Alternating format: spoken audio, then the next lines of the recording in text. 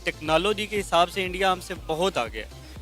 तो इस हवाले से वो लोग प्रेफर करते हैं, उस पोटेंशियल भी है और वहाँ पे लोग भी हैं। तो उनका इंडिया को जो है वो बिज़नेस फ्रेंडली इन्वायरमेंट है, ठीक है। उनकी जो गवर्नमेंट है, उनकी पॉलिसी है, वो बिज़नेस को प्रमोट कर रहे हैं। इंडिया एक बहुत बड़ा मैन्युफैक्चरर है अपने प्रोडक्ट्स के रिलेटेड। जय हिंद दोस्तों, मैं Savita Shukla nation point channel पर आपका स्वागत करती हूं। दोस्तों, आज जो मैं वीडियो लेकर आई हूं वो सना अमजद यूट्यूब चैनल का है। दोस्तों, जैसा कि आपको पता होगा कि कोविड के बाद चाइना में जो आईफोन मैन्युफैक्चरिंग कंपनी में सबसे पहला स्थान चाइना का था, लेकिन आज वहां की जो बड़ी बड़ी आईफोन मैन्युफैक्चरिंग कंपनियां हैं वो सब इंडिया में शिफ्ट हो रही है। ये बहुत बड़ी बात है। इसी के बारे में सना अमजद ने पाकिस्तान के लोगों से पूछा, उन्होंने क्या जवाब दिया, आइए इस वीडियो को देखते हैं, फिर इसके बारे में बात करते हैं। अगर आप वीडियो पहली बार देख रहे हैं तो हमारे चैनल को सब्सक्राइब जरूर कीजिएगा और कमेंट बॉक्स में अपनी राय जरूर दीजिएगा। तो आइए इस वीडियो को लास्ट तक देखते हैं। आईफोन मैन्युफैक्चरिंग सबसे ज़्यादा कहाँ पर होती है, इंडिया में, चाइना में या फिर पाकिस्तान? आईफोन मैन्युफैक्चरिंग सबसे ज़्यादा तो चाइना में ही होती है। सेकंड नंबर पे अगर हम बात करें तो इंडिया में हो जाती है। पाकिस्तान में तो नॉट एट ऑल, पाकिस्तान में नहीं होती, चाइना और इंडिया में ही होती है ज़्यादातर उनकी। आपको पता है कि चाइना में इस वक्त कोविड की जो है बहुत बुरी सूरत हाल चल रही है, जिसकी वजह से चाइना में टोटली तौर पर लॉकडाउन लग गया है। तो चाइना में जो जितनी भी आईफोन फैक्ट्रीज थी उनको बंद कर दिया गया है और ज़्यादातर जो आईफोन फैक्ट्रीज हैं वो पिछले साल भी और इस साल भी जो है वो जितनी आईफोन मैन्युफैक्चरिंग थी वो इंडिया में हो रही है। क्या कहेंगे? बिल्कुल आप ठीक कह रही हैं। चाइना में क्योंकि मैन्युफैक्चरिंग उनका लॉकडाउन हो गया है, चेन सप्लाई उनकी डिस्टर्ब हुई है, तो मैन्युफैक्चरिंग थोड़ी सी डिस्टर्ब हो चुकी है मैन्युफैक्चरिंग लाइन की। सो अभी उनकी इंडिया में ज़्यादा वो मूव कर रहे हैं। वो कुछ उनकी अपनी रीजंस हैं। एक तो उनका इंडिया को जो है वो बिज़नेस फ्रेंडली इन्वायरमेंट है, ठीक है। उनकी जो गवर्नमेंट है, उनकी पॉलिसी है, वो बिज़नेस को प्रमोट कर रहे हैं।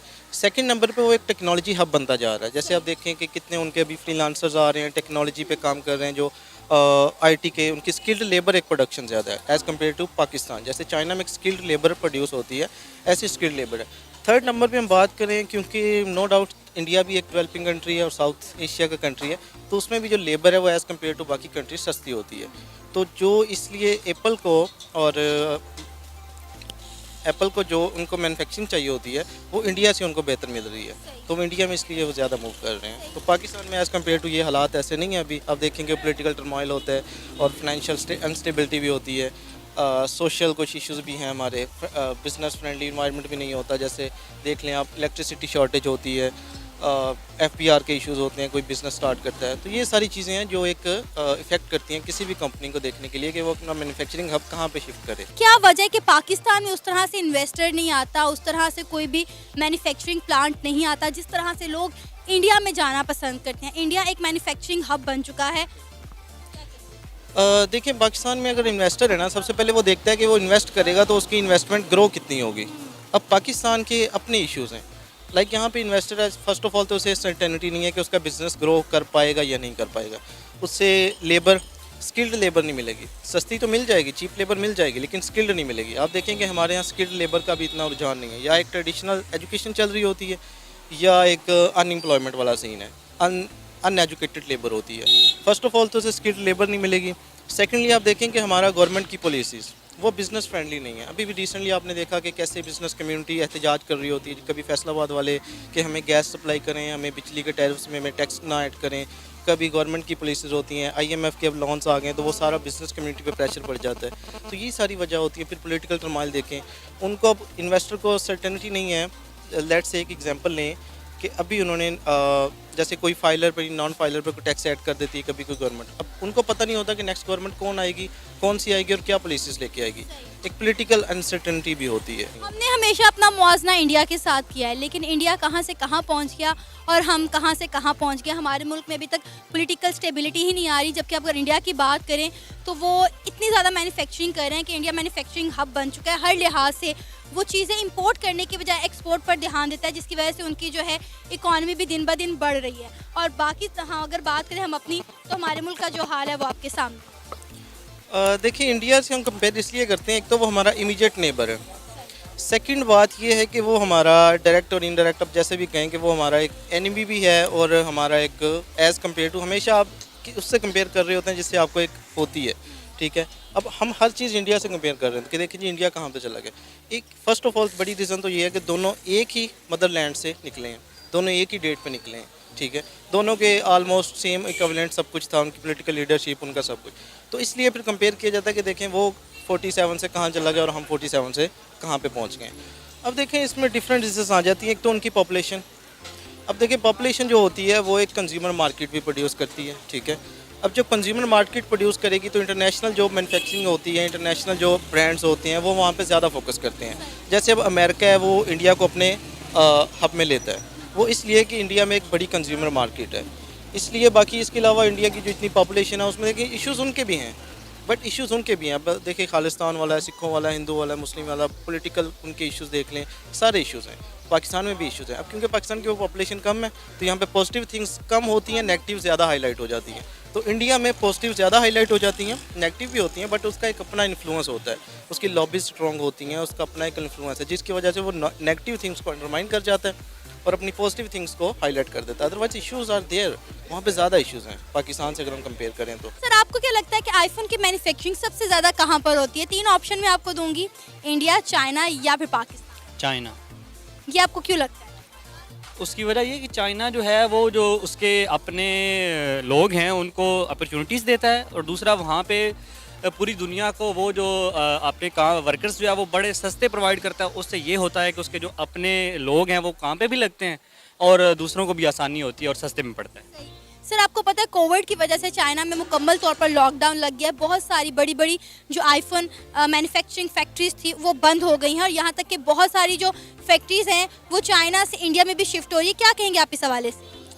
अब देखिए चाइना चूँकि खुद जो है वो हर चीज़ आपको सस्ते में दे रहा है, मतलब ओवरऑल वर्ल्ड को, लोगों को, कंपनीज़ को, और इंडिया जो है उसमें भी टेक्नोलॉजी आप देख लें, गूगल देख लें, उसका सीईओ भी इंडिया से बिलोंग करता है, यानी टेक्नोलॉजी के हिसाब से इंडिया हमसे बहुत आगे है। तो इस हवाले से वो लोग प्रेफर करते हैं, उस पोटेंशियल भी है और वहाँ पे लोग भी हैं।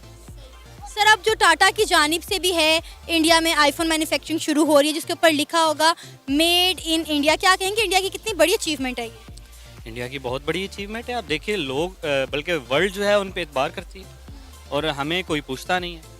इस बात से अंदाज़ा लगाएं कि हमारे यहाँ जो सबसे पॉपुलर लीडर है वो इमरान खान है। पंजाब में गवर्नमेंट होने के बावजूद वो FIR नहीं दर्ज करवा सके, और आप क्या समझते हैं कि दुनिया पे करेगी वो एतबार? भी नहीं, बिल्कुल भी नहीं। आपने बिल्कुल बात की इमरान खान साहब के हवाले से कि पाकिस्तान में या पूरी दुनिया में जो भी पॉपुलर लीडर है वो इमरान खान।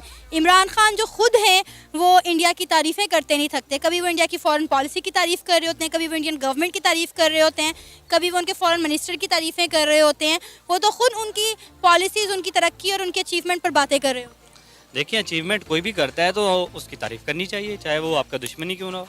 हमें उससे सीखने की ज़रूरत है। आप बेशक किसी पे तनकीद करें, ज़रूर करें, लेकिन सीखें ज़रूर। अब हमने क्या सीखा है वही मैं आपसे सवाल कर रहा हूँ, क्या सीखा है हमने? कुछ भी नहीं। हमारी पॉलिटिक्स का हाल देख लें, हमारे बॉर्डर्स का हाल देख लें, हमारी पुलिस का हाल देख लें। अच्छा सर क्या कहेंगे हम लोग क्यों इतना पीछे हैं इंडिया से? दोनों मुल्क एक साथ आज़ाद हुए, इंडिया मैन्युफैक्चरिंग हब बन चुका है, हर इन्वेस्टर वहाँ पर जाकर इन्वेस्ट करना पसंद करता है, लेकिन पाकिस्तान में ना तो उस तरह से इन्वेस्टर आता है और ना ही हम अपनी मैन्युफैक्चरिंग कर पा रहे हैं। जो मेन रीज़न है कि वहाँ पे जो टैलेंट है, जो एजुकेशन है, उसकी कदर है, और यहाँ पे किसी चीज़ की कोई कदर नहीं है। आप जितने मर्जी एजुकेटेड हूँ, आप जितने मर्जी टैलेंटेड हूँ, आपकी टांगें खींची जाएंगी, आपको अपलिफ्ट नहीं किया जाएगा। वहाँ पे एक छोटा सा फनकार जो है उसको भी वो ज़मीन से ऊपर बिठा देते हैं और हम उसको कंजर कह के पीछे मोड़ देते हैं।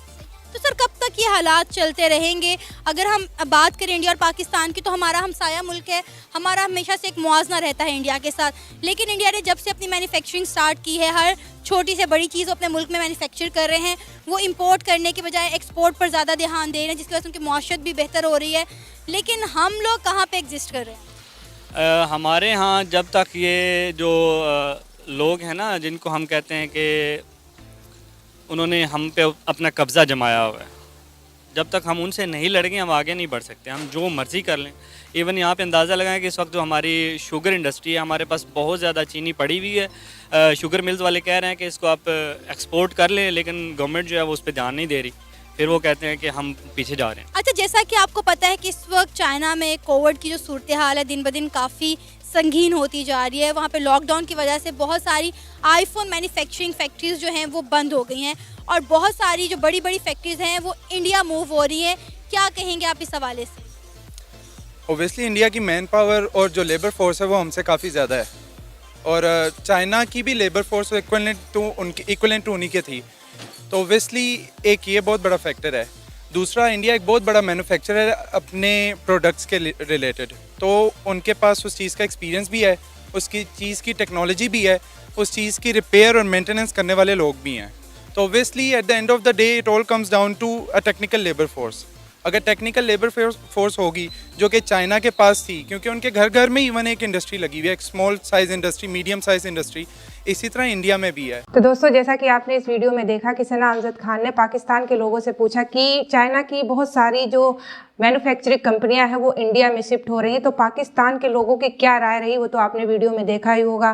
पाकिस्तान के लोग यही बोल रहे हैं क्योंकि इंडिया टेक्नोलॉजी में बहुत ही आगे बढ़ रहा है, एजुकेशन में बहुत आगे बढ़ रहा है। वहीं पाकिस्तान को देखा जाए तो पाकिस्तान बहुत ही पीछे है। 1947 से देखा जाए तो इंडिया बहुत आगे बढ़ चुका है और पाकिस्तान वहीं का वहीं है। इसका मेन कारण एजुकेशन और टेक्नोलॉजी है, जो कि इंडिया की बहुत अच्छी है और पाकिस्तान की बहुत ही खराब है। तो दोस्तों, कैसा लगा आज का वीडियो हमें कमेंट बॉक्स में जरूर बताइएगा और हमारे चैनल को सब्सक्राइब जरूर कीजिएगा, जिससे हमारी और आपकी मुलाकात बार बार होती रहे। जय